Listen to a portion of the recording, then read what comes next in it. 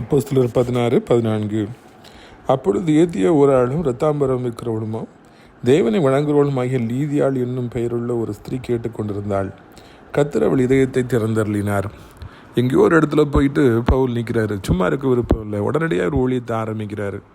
ஆத்தங்கரை அங்கேருந்து பெண்களுக்கெல்லாம் கர்த்தர் வார்த்தையை அவர் அறிவிக்கும் பொழுது மிகவும் பெரிய ஒரு வியாபாரம் செய்கின்ற ஒரு பெண் கவனித்து கொண்டிருந்தாள். அவளுடைய இதயத்தை ஆண்டவர் திறந்தாராம். அதன் மூலமாக ஏராளமான நன்மைகளை பவுல் அப்போஸ்தலன் பெற்றுக்கொண்டார். உங்களுடைய வாழ்க்கையில் இன்றைக்கு பெற்ற தாய் தகப்பன் கூட உங்களுக்காக இதயத்தை திறக்காமல் இருக்கலாம். உடன் பிறந்தவர்கள் கூட உள்ளத்தை கடினப்படுத்தி இருக்கலாம். உங்களுக்கு உதவி செய்யக்கூடாது என்று சொல்லி எல்லாரும் தங்கள் இதயத்தை போட்டி இருக்கலாம். ஆனால் ஆண்டவர் நினைத்தால் லீதியாள்களை அழைத்து கொண்டு வருவார். சம்பந்தமே இல்லாதவர்களை அழைத்து கொண்டு வருவார். அவருடைய இதய கதவுகளை திறப்பார். அவர்கள் மூலமாக ஏராளமான தாராளமான நன்மைகளை நீங்கள் பெற்றுக்கொள்ளும்படியாக, இன்பமான நாட்களை நீங்கள் காணும்படியாக கர்த்தர் உதவி செய்வார்.